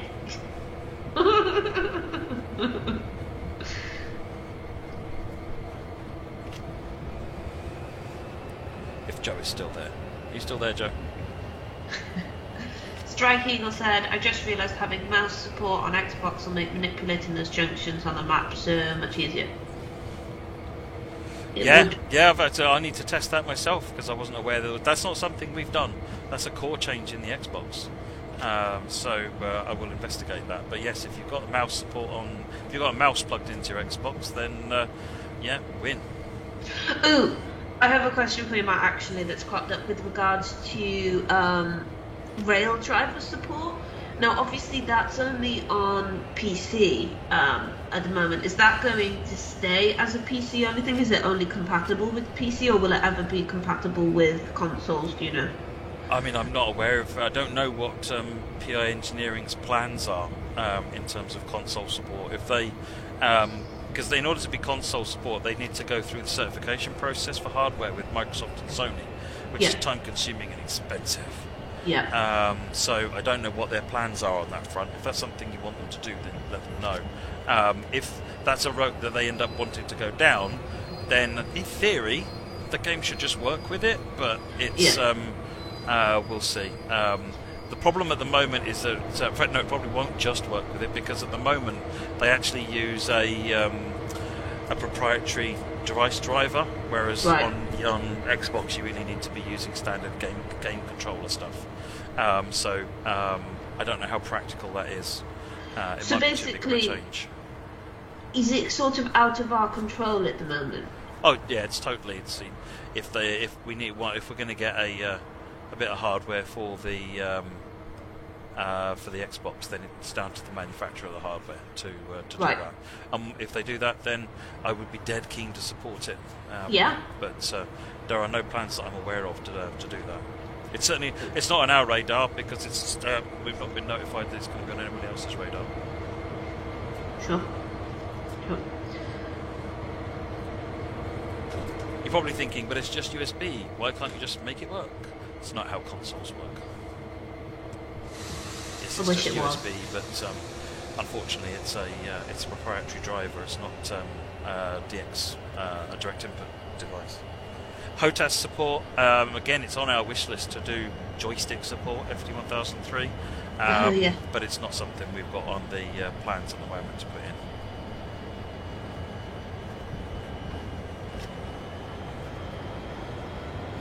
I just ran up the tower there just because reasons. So we're in Cheyenne Yard, actually, and I said I'd show you some buildings.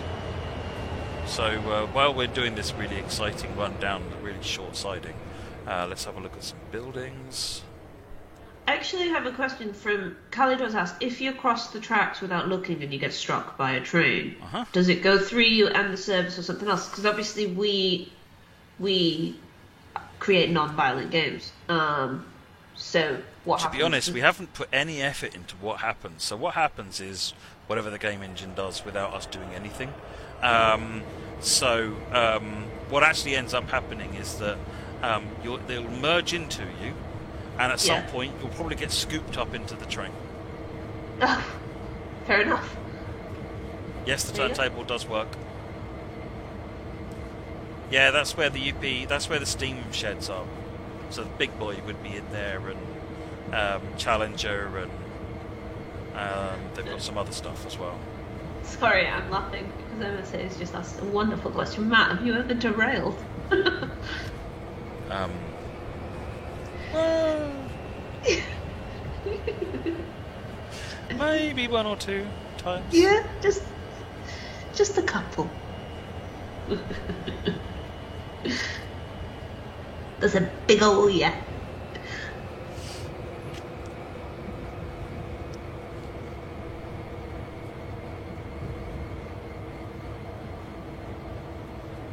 Shush about the fish fans train simulator driver. Jeez. Spill the tea with the fish fans, because I don't know this. So I was doing some shunting on the Kingsway Riviera in the 50s route on DS1.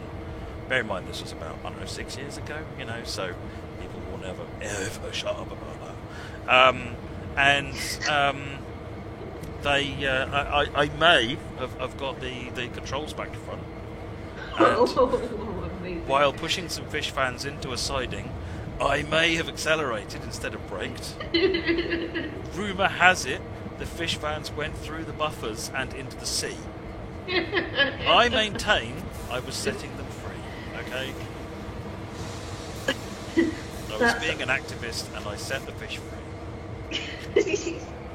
They may have needed to warm up from being frozen, but fish fish fingers. I don't know. River Dart. Yeah, it's the River Dart. That becomes the signal, doesn't it? Gosh, that was excellent. Right, now we need to change that, and go grab some wagons. Freight cars, stop saying wagons! You need to shout at me every time I say Yeah. wagons. Yes, train boys, 26L versus 24L is manual laps versus self laps, that sort of thing, yeah. And the F7 has got a different type again, if I remember rightly. What train do I want to drive in real life the most? Whatever train you'll let me drive. Your fault, you know. All I'm saying is I've provided plenty of reasons to not let me drive a train. Right, I'm going to give you another pro tip here. I've said this a number of times on the stream, but I'm going to say it one more time just because it's cool. When you're backing up like this, and you want to remain, you know, super authentic, and you want to stay head-out view, how do you know when to stop? Because you can't see the wagons. How do they do it in real life? Well, I've actually got someone helping them, radioing them in. But you don't have that here. Now, you can press the 8 camera and wind it over them. That's cheating. What I do is look at the shadow. Because the shadow is quite long at the moment, so you can see the back of the loco is here on the rear unit. And what you'll find is as we get close to the wagons, you can see the shadow of the wagons.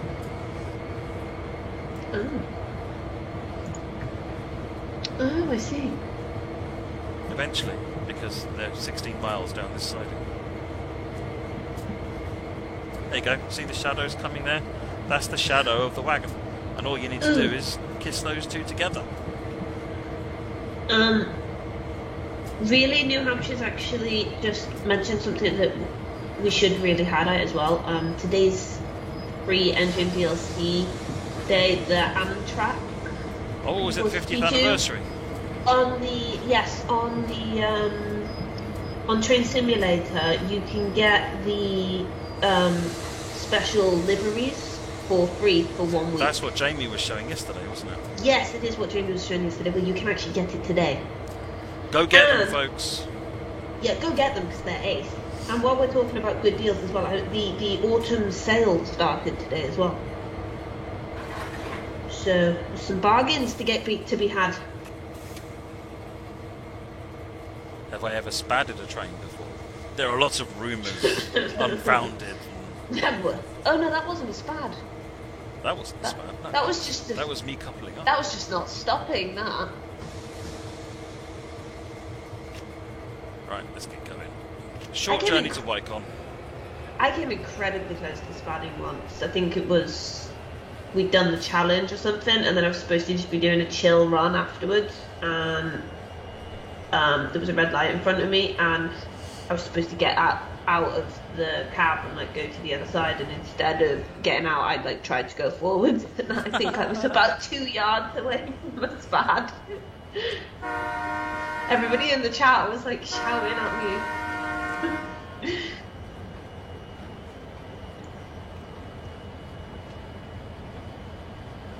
Have I ever overshot a station before? Yeah, haven't only loads of times. Yeah. I can't actually make fun of you for that one. I feel like I'm known for overshooting a bit.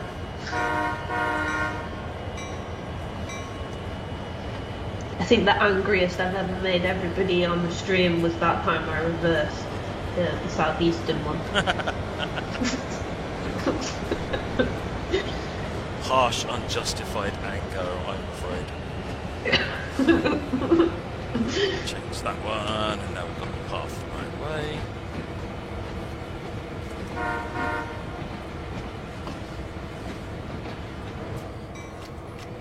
Moggy's right, I never ever spad a signal. The signal is just wrong. Yeah.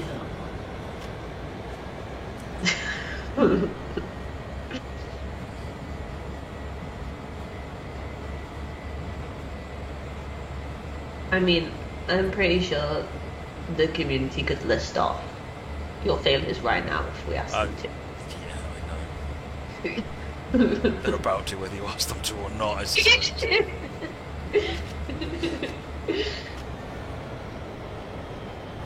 the list would be too long. I know, we don't have enough time on the stream.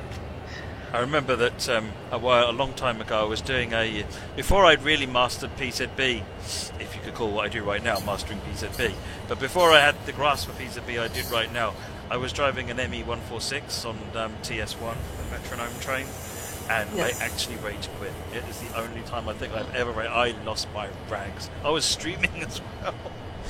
I lost it. I mean, I didn't swear or anything like that. I'm just like, right, enough of that, move on to something else. It's not like you.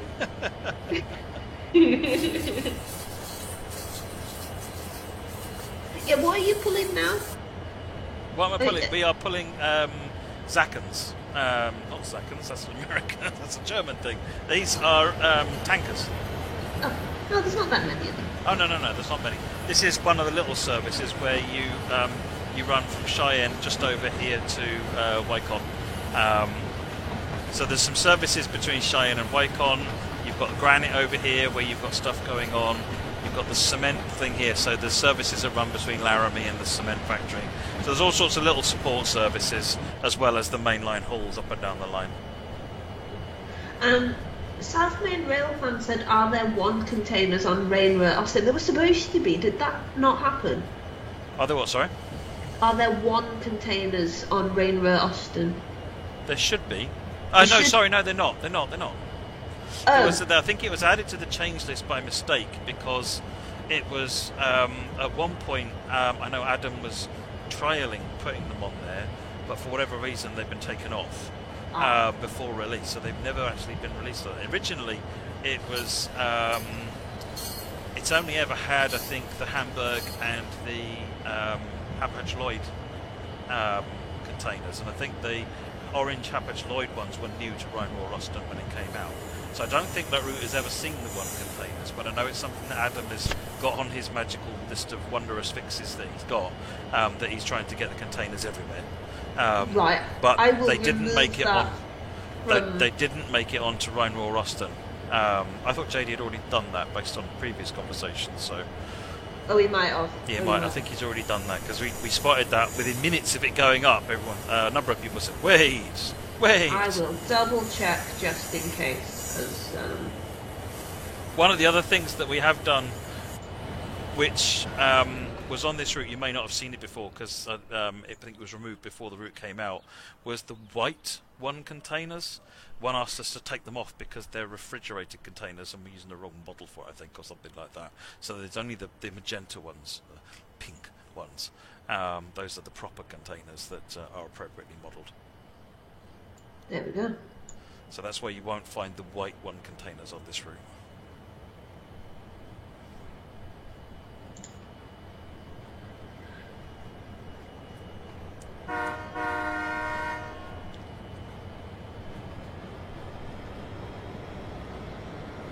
So horns, let's talk horns.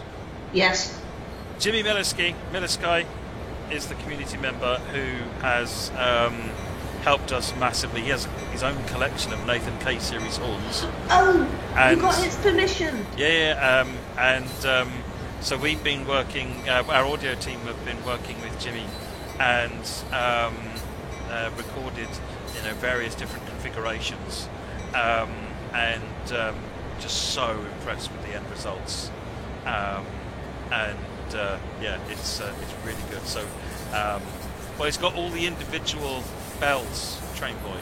So the idea is that you make up whatever you want, whether it's a K5LLA raised letter or it's a K5LA or K3L or whatever you want to make, and he sets up that and then you can record the horn. So he's got a really nice selection of horns, and so we started working with Jimmy on that stuff. This is just the start of that journey,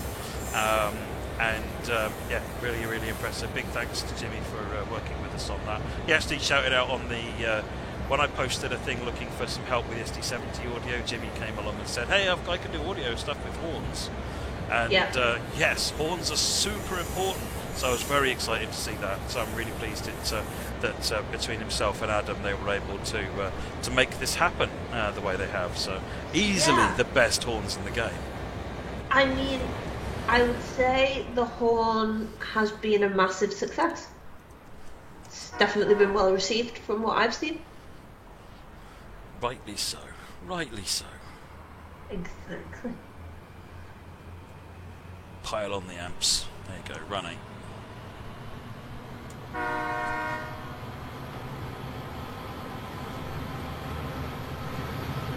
Excellent. Oh, yeah. Excellent.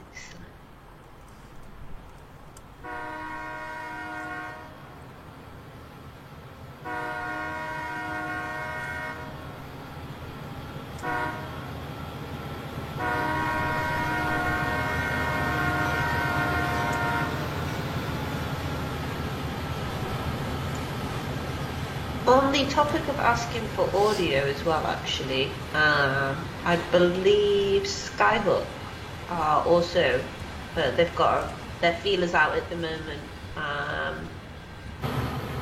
for some... The S44? Yeah, the S44 logo. That's on the suggestions part of the forums. I'll link it. And if anybody thinks they can help, get in touch with them.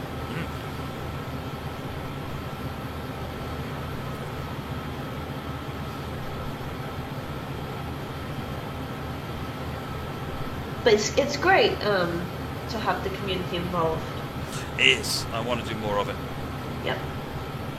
You get a better product. We get to work with awesome people. Yeah. And the end result is everyone wins. Yeah, exactly. Does Jimmy have any neighbours? Probably not anymore. I don't know. What you also got to remember is out in America, unlike in the UK where your neighbour is 6 inches, if you're lucky, from your house, there's a lot more space between houses out there. So these horns are pretty loud. So I was going to say, aren't the horns designed to sort of be heard? Quite be far heard. out? Yes. Just Very heard, much be just- heard. Yeah.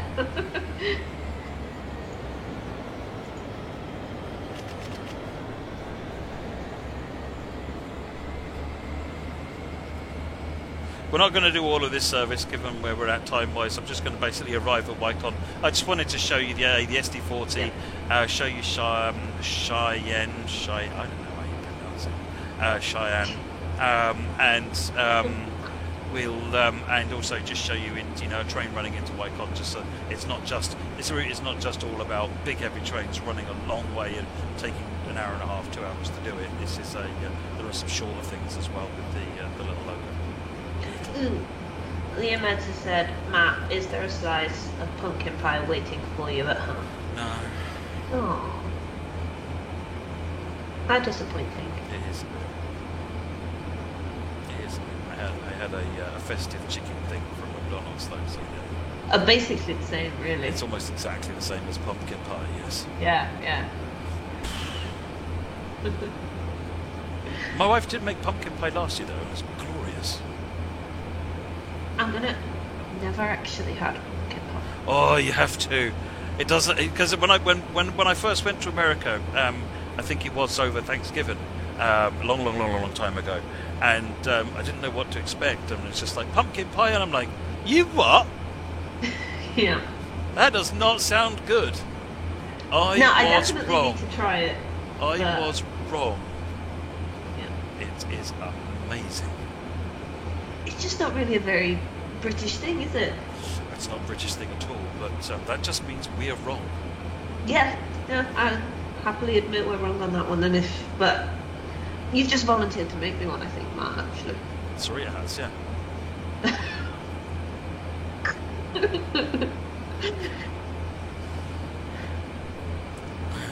Pecan pie is nice as well. Don't like pecans.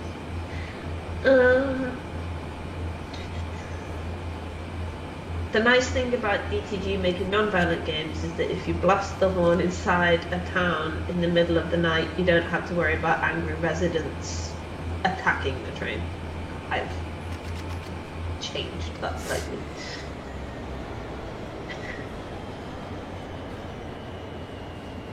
So I'm going a bit fast here. Red flashing light means I should be doing, I think, 20.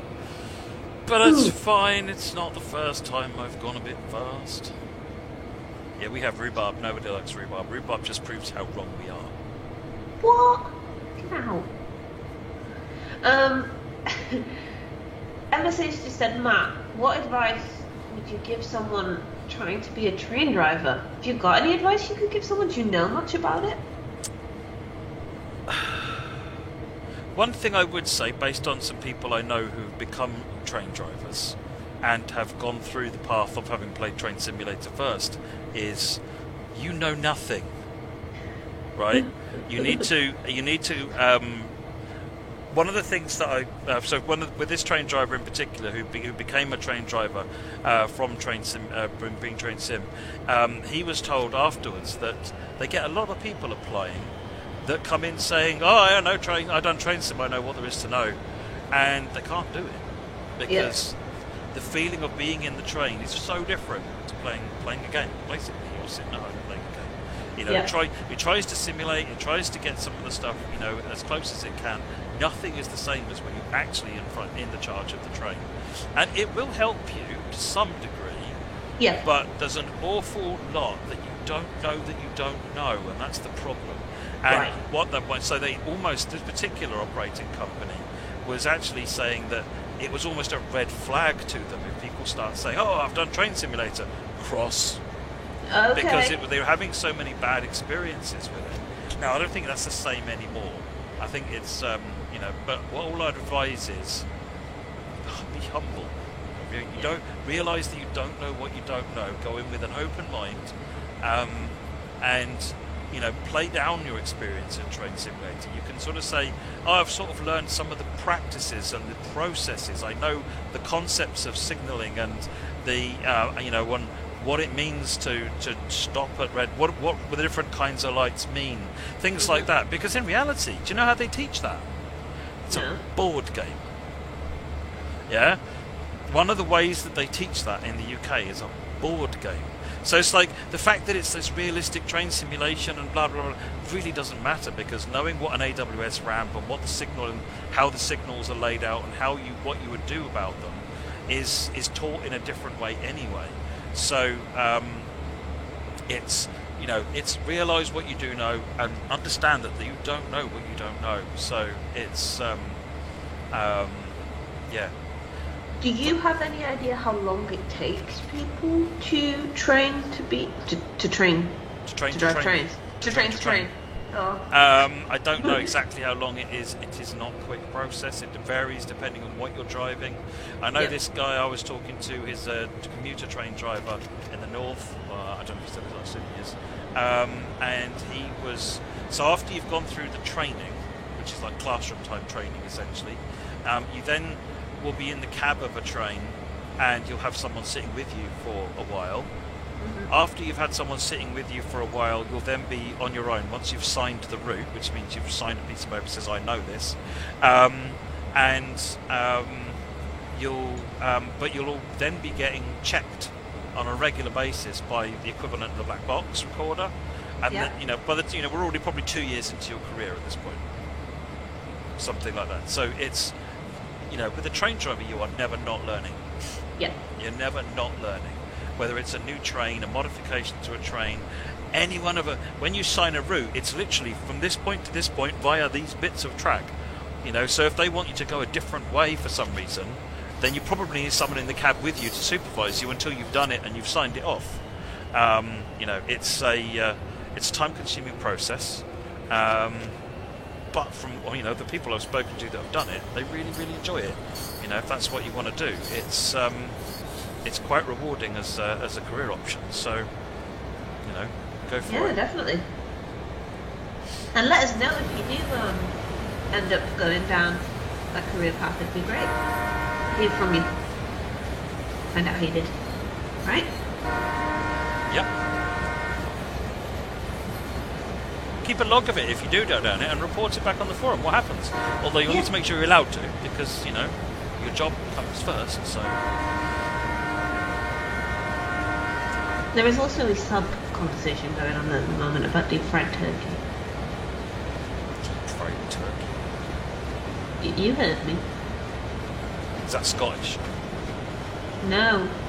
You've never heard of deep fried turkey? It's a thing. No, I haven't. No. Like, leave it in a big like, bucket type thing, usually outside, so you don't set fire to anything.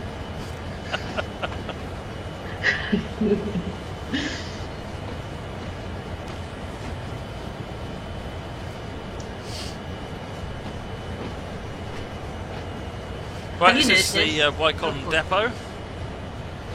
Have I noticed what, sorry? I was just going to say that when we stream together, we tend to segue onto food quite a lot. That's me. Yeah. It's my influence. Every time I stream, almost literally every time I stream, everyone just gets hung up on talking about food. And I'm usually to blame. It's fine. I'm going to blame you on this. In this. I would. Yeah, sure. I'll take that. And His Highness is putting the milk in first. No! Milk in first is wrong. Don't even. Right, you were going to talk about the depot. What's here? Sorry? What is here? Where are we? What are you So we're at showing? Wycon fuel depot, chemical plant. So I just wanted to show it off a bit. We're here. Yeah. We can go here. There is stuff using this depot. Cool. We're going to be finishing up in a minute as soon as we get to that blue marker.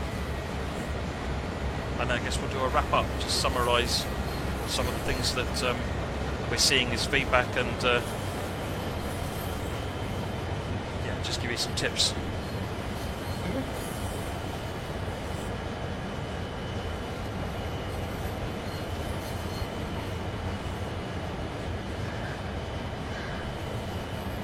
Right, nearly there. It's a 1% gradient up here, so we keep the power on just to get to where we get to the blue marker. It's chugging away. Yeah, me too. Make me one while you're at it. P-Jan said this version of the route looks much better than the TS counterpart. Well, I'm glad you like it. Right, so let's press escape there. Put the cameras back on. Boom. Yeah, there they are. I thought it had crashed. Hello. Hello, everybody. Right, so let's just have a quick roundup of some of the stuff that people are seeing. We've seen. So the first one is the bell not working. Yes. And for PC users, we are looking at a fix tomorrow. Yep. Assuming everything goes well. I was playing that build right now, and if you watch earlier in the stream, you'll notice the bell was working. Yes. So that is coming tomorrow. Safety systems, particularly the cab signalling system, the CCS side of it on the SD70, and both sides of it technically, I think, on the SD40. They're not working properly at the moment. They're kind of there, but they're not really doing what I think they're supposed to. So that's being reviewed, and they're going to start looking at any fixes that are needed on that starting tomorrow. The camera height for the Engineer is something that's being looked at tomorrow. Should be just trying to move the camera down. Should be nice and easy. Yep. When I say looked at tomorrow, I don't mean release tomorrow. Once we've got a fix in, it'll need to go through a release process. So I don't know what the release schedule will be for those things. It shouldn't be long though. We're going to try and get those out as quickly as possible. Okay. I'll keep everybody updated as Yep. we get through that one. Yep. So I've seen a couple of reports in Steam reviews about low-res cab textures. If you're suffering from that, can you let me know? I have no idea what that's referring to. So if you can ping, if you've got any more details, ping it over. Ping me, DM me on the forum, put a forum post up, and point me and at me. Yeah. But just ping us so we can see it. You just at DTG Napster or at Trainsim or you Matt. Matt. Trainsim Matt. Trainsim Matt. And we'll Yeah. take a look-see and see what's going on. Performance. Now, all you PC people, you naughty PC people who have been hacking about with your INI files, start with undoing that, please, and see if the performance comes to something sensible. Because this route is a different route to the ones you've seen in the past. And if you've dialed the foliage up 5 times and the draw distance 300 times, and yeah, people have done that, Yep. you might find that actually now you're asking the computer to do too much. So first off, try dialing your settings back in the INI file to the defaults. And the other thing that has come up, I'll just show it here on here again, is the under the advanced settings, the foliage quality. One person found dropping that to medium, they gained 15 frames per second back. So it's another good tip to try playing with this foliage thing, because there's a lot of this grass you can see on the scene here. There's a lot of grass around, and by dialing that down, it might make the difference. Can you show us right now what it looks like on medium? Not really that much. It's just thinner. Okay. Yeah. It's just there's a little bit less of it, which causes less overdraw, and overdraw is the enemy of frame rate. Now, obviously, if we find the frame rate is being impacted significantly for quite a lot of people, that's something you're going to look into, right? So again, one of the things I want to look at is for those that are suffering frame rate problems beyond what you'd normally, with a default set of settings, tell us where you're having bad frame rate issues so that we can take a look at it. Send us a forum post at us, a video showing the frame rate, spinning the camera around a bit, looking up and down, so that we can sort of get a good idea of what's there. But also tell us how you got there, which scenario / service is it, how far into it, where are you on the route, all this, as much as possible to help us reproduce the issue, so that we can take a look at it. But start with putting your engine.ini back the way it's supposed to be, please, and also try this foliage quality as well, and that way when you come back to us with stuff, you can say, well, I tried all these things, still hasn't made it acceptable, blah blah blah. Let us know, and then we can add that to stuff that's going on there. So that's some of the feedback we've had so far in various tickets I've seen on Steam reviews and so forth. So hopefully that gives you something that you can do to try and help as well. So as Moggy said, also there's the screen percentage. So I'm running at 200%. Or what you've just so everything I've just been doing here has been at 200% screen ratio. So that's the equivalent of running at 4K on this system, because I'm only running at 1080p. These are my settings. So Ultra, TAA. Okay. Yeah. Excellent. Well, thank you for covering all of that. That's fine. I'm looking forward to seeing screenshots and feedback on the forums. Tell me what you think, so I can pass it on to the team. They have been burning the midnight oil on this one because it's been a real work of passion for them. They've been really enjoying it. It's been good to get this classic from TS1 into TSW, and it's also the first time we've done a big heavy freight route like this since the first route we ever made in TSW. So it's it's exciting for us to get this out and see your feedback. And absolutely. And just a request that if you're enjoying the route and there's particular bits you like, let us know what you like. And equally, if there are bits that you're not keen on, let us know that as well. We want all types of feedback. Yep, I love reading positive feedback, but I'd also like to see some constructive feedback that helps us make it better, make future routes better as well. Yeah, absolutely. Excellent. Well, I guess we're about done for tonight, aren't we, Matt? We are. Yeah. It's been fun. It's been a fun one. That just flew by. And you know what? Well done. You finished without a spad. Yeah. You sound that with so much surprise in your voice. Well. Or is it relief? I don't know. I can't tell.